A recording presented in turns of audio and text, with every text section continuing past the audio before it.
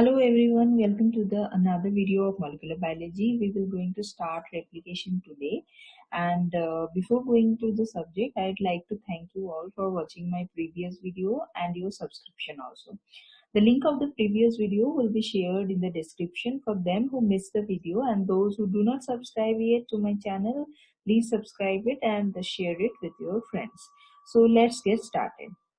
So before going to the details of replication, we must know about central dogma. The concept was first described by Francis Crick in 1957, which stated that the genetic information in a cell flows from DNA to RNA to protein. Okay, now the flow of the genetic information in a cell was termed as central dogma. Now the process of making an exact copy of DNA from the original is called replication, and to generate a single stranded RNA from a single strand of DNA is called transcription. Now the term transcription is used because the information is rewritten or transcribed, but it basically the same language of nucleotides. Okay, so next is the process of RNA nucleotide sequence being converted into an amino acid sequence of a protein. Okay, so this is RNA to protein is called translation. But in this case, the term translation is used because the language of nucleotide is copied into another language, the language of amino acid. Okay, so there are three main steps is in central dogma. Number one is to DNA to DNA, that is replication, DNA to RNA, that is transcription, and RNA to protein, that is translation. Apart from these three important steps, there is another step called reverse transcription, in which a single stranded DNA has been formed from RNA. So this process is reverse of the transcription, so the term reverse transcription is used here, and this is a function of telomere, and it is present in retroviruses for replication of their genome. Now next, now we know that as cell multiplies and give rise to new cell, the genome must be accurately duplicated so that the information is passed to each new cell with minimal error. Okay, and thus the process is called replication. Now there are some important features of the procedure replication. We will go through them one by one. So number one is mode of replication. So theoretically, there are there can be three types of replication mode. Number one is semi-conservative mode, in which one strand of a DNA molecule has been conserved in the new DNA molecule, and another DNA strand is new. Here in this picture, I have drawn the original DNA molecule in black color, and one strand of this black color has been conserved, and the new strand, which is in red color, is present in each of the DNA molecule. So here this half of the original DNA molecule is conserved. So the procedure is called semi-conservative mode. Okay, and next is conservative mode. In conservative mode, the original DNA molecule has been conserved as a whole, and the new DNA molecule is completely a new one. So here the original DNA molecule is conserved totally in the new DNA molecule as an so this procedure is called conservative mode of replication. Now in case of dispersive, the daughter molecule would consist of parts of the original DNA molecule and parts of the new DNA molecule. So this is a mosaic of new and original DNA molecule. So I have drawn the DNA in some parts in black and some parts in red. So the next is Michelson and Stull experiment. So the Michelson and Stull in 1958 designed an experiment to distinguish the three possible mode of replication. Now they grew E. coli for many generations in N15 medium. So what is N15? N15 is an heavy isotope of naturally occurring N14 medium. N14, and it has one extra neutron. Okay, so this is a heavy isotope of nitrogen. Now they grow E. coli for many generations in this N15 medium, and then transfer them to N14 or naturally occurring nitrogen medium and continue the growth. And for then they isolated DNA from the cells and mixed with cesium chloride solution. Cesium chloride is a heavy metal salt, and placed the solution in a centrifuge, and solution centrifuge at very high speed for several hours, and eventually what happens, a gradient is formed. Okay, a gradient is formed where high concentration of cesium chloride at the bottom of the tube and a low concentration at the top. Okay, now DNA forms a band in the tube at a point where its density is same as that of the cesium chloride. Okay, now the bands are detected by observing the tubes in UV light at wavelength of 260 nanometer, the absorption maxima of DNA, which we have already learned in our previous video. Okay, so coming to the experiment, they grew E. coli cells for many generation in N15 medium, and this generation is called generation 0, and then the DNA is extracted and analyzed by gradient centrifugation, and the band appeared in the heavy region of the centrifuge tube. Okay, so if this is a centrifuge tube, the heavy DNA would band occurred at the bottom of the centrifuge tube. Okay, so this is the portion, the line where the heavy band would present. Next, then cells are transferred into N14 generation, and the DNA was extracted and analyzed. So this is generation 1, where the band appeared at the intermediate position, okay, or hybrid position. Here the DNA molecule contains both N14 and N15 in their DNA molecule. So the bands occur at the hybrid region of the centrifuge tube. Next, in the second generation, what happens? The DNA extracted and analyzed, and it has been shown that the band occurs at the hybrid and the light portion of the centrifuge tube. Okay, so light the band contains only N14 DNA molecules, and the hybrid contains N14 and N15. Okay, now in generation 3, the two bands are at the same position, but the thickness of the light band becomes thicker.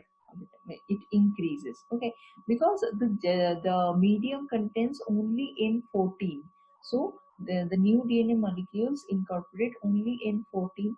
So the DNA become lighter, and the band appears at the lighter section. Okay, now if replication had been conservative, there would have been two bands at the first generation, an original N15 and a new N14 double helix. Okay, and the original DNA would have continued to show up as N15 band. Now, if the method had been disruptive, the result was had been various multiple band patterns depending upon the degree of dispersiveness. Now, if you have now you have to check it by yourself and tell me in the comment section whether it is right or not. Okay, now next, semi-conservative replication in eukaryotic chromosome was first demonstrated by um, uh, Taylor, Woods and Hugs in 1957 in the root tip cells of broadbean Vicia fava. So what they do, they labeled Vicia fava chromosome by growing the root tips for long time, like 8 hours, in medium containing radioactive thymidine. Now, after this time, the root tip was removed, washed, and transferred to a non-radioactive medium containing the alkaloid colchicine. And what is the function of colchicine? Colchicine binds to microtubules and prevents the formation of spindle fiber. So what happens? The daughter cell do not undergo a normal anaphase separation, and the number of chromosome per nucleus doubles per cell cycle. Okay.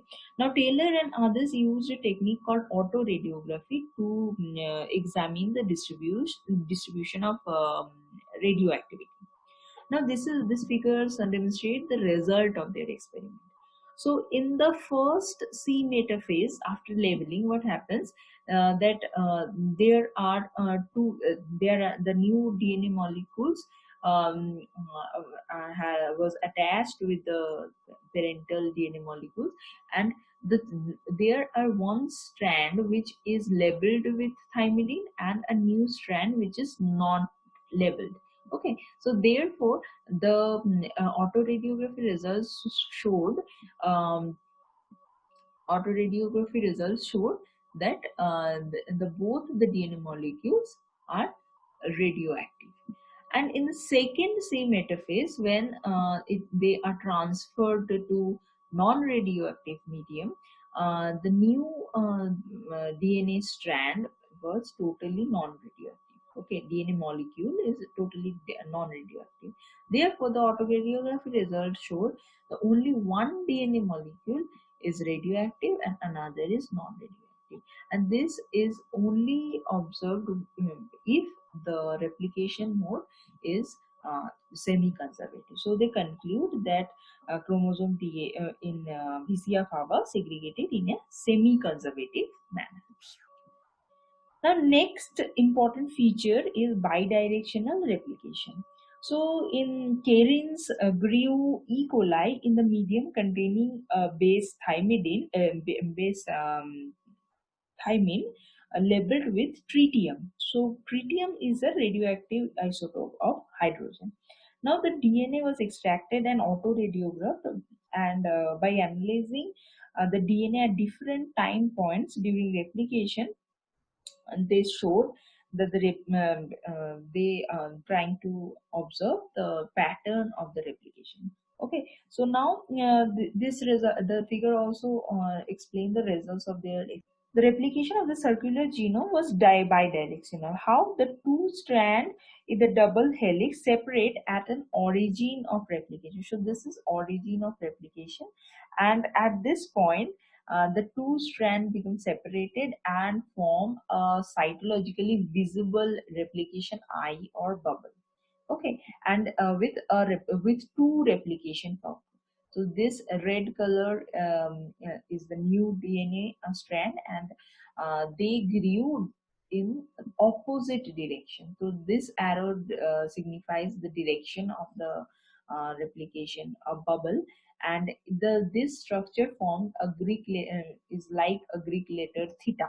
Okay, so now this replication bubble goes in opposite direction and eventually forms a number 8 like structure, and then they separated and forms two DNA molecules with one with the original DNA one DNA strand and the new one new DNA strand.